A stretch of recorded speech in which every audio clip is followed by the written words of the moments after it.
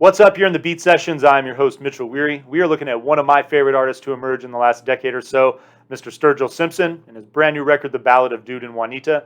He released that on August 20th. This is his seventh studio album and follows last year's Cutting Grass Volume 2, the Cowboy Arms Sessions. That album was actually released in December of 2020, so it's really only been about 8 months since its release. Volume 1, the Butcher Shop Sessions, was put out 2 months before that in October. And some people I've heard say, well, they're just remakes of songs that he's previously put out. Well, yeah, but my rebuttal would be that he's completely reworked those songs into a different genre. There's completely different instrumentation. Throw that argument out the door. They count as 2 new records. This is actually his 4th record in 2 years. Sound and Fury was released in 2019 and certainly was a very interesting turn in Sturgill's career. I think if there's anything we realized, it's that he does whatever the hell he wants. It's even written into his record contract. I think he's better for that. His first 3 records, the alternative sound that was driving this, major country influence, is what allowed him to stand apart in the genre. I think it's what led to that Grammy win for 2016's A Sailor's Guide to Earth. An amazing country album. Absolutely deserved that accolade. I know a lot of people that thought he was crazy for releasing Sound and Fury. It's an alternative rock record. It has nothing to do with that sound that he cultivated on his first 3 records. So, I can understand why some people were miffed, but it's what I love about Sturgill. As someone who appreciates a lot of different genres of music, it's fun to know that you don't necessarily know what you're going to get with his next record. So I'm really digging the fact that he's carried on with this bluegrass and folk sound. For the Ballad of Dude and Juanita, you get original songs here versus remakes of other songs. So, for those of you that were upset about that, we got some new material here within that traditional genre.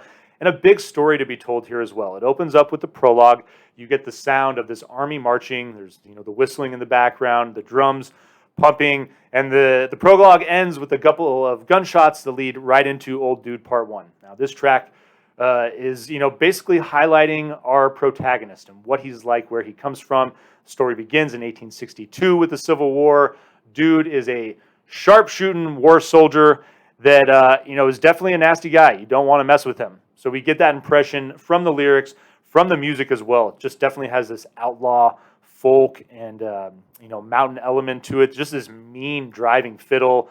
Loving the banjo that's played on this record. There's also throughout this record a ton of mouth harp. It's like Sturgill Simpson's cowbell. Like, give me more mouth harp. I'm hungry for it. It just reigns supreme throughout this thing. I absolutely love the traditional influence of that instrument on this record. Old Dude leads into One in the Saddle, One on the Ground, which, in the first 30 seconds, we get this track that musically is the opposite of Old Dude, very mellow and laid back. Great fiddle work in the song, though.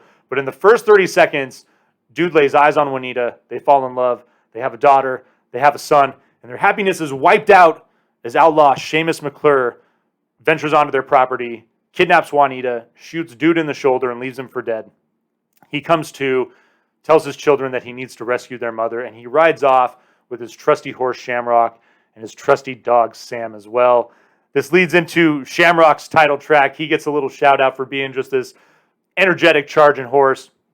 And the music, the pace again picks up. More of the banjo driving this track, but loving the fiddle on the track, loving the mouth harp, loving the energy, the promise of a fresh charge. The chase is brand new. Seamus McClure couldn't have gotten that far. There's hopes that Juanita is going to be rescued. She cannot have gone far. That energy just dissipates so quick, though. Next track is played out. We see Dude losing his energy. We see Shamrock dipping his head. Sam is nowhere to be found until the end of the track, sadly, until we realize that he's on his last legs.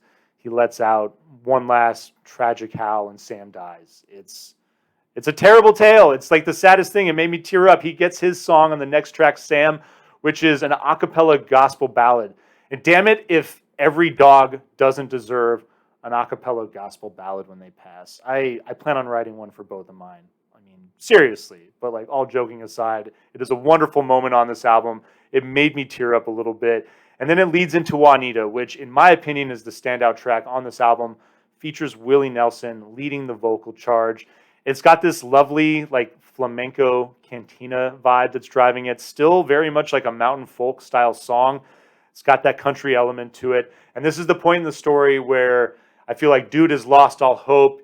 He's basically on the point of dying, of fainting. You know, the bright lights are starting to shine. And so it's this interesting contrast between, you know, the beauty of this music and the dire situation that dude finds himself in. It's basically kind of like that hallucinating point where, you know, if he'd had to go any longer, he probably wouldn't have survived. But thankfully, he's found by the Cherokee. And in Go in Peace, he comes to. He wakes up surrounded by the tribe that has saved him and has discovered that Juanita is there with him, that Seamus has traded her for horses. And the tribe leader, the chief, being the, you know, just the fantastic human being he is, sees that they are true lovers and allows them to go in peace. It's a great end of the story, or you think it is, until we get to the epilogue. But there's one more score to settle in Old Dude Part 2. Dude sets out to find Seamus, to settle the score, and he hunts him down and kills him, seeking his revenge. There's a lot of just fun, kind of like old school traditional elements, lyrically, storytelling, musically, at play in this record. What I'm loving about it is that with the way that most people have struggled, especially in the last year and a half, there's a lot of that resonates in modern times, in today's society right now, with two lovers that really just want to find peace. They want to mind themselves and tend to their families and just be happy. And I'm loving that overall vibe that carries this record. This is a fun experience. It's a hot 28 minutes, 10 songs. I feel like with the epilogue and the prologue, you're really only getting like 8 solid big tracks, but they are worth listening to over and over again. Just a fun story. Vinyl please on this, absolutely. I hope you enjoy listening to this album, and I hope you find this review helpful. Please share it, like the channel, subscribe to the channel as well, and check out the live show when it returns on September 12th, and we will see you next time on the Beat Sessions.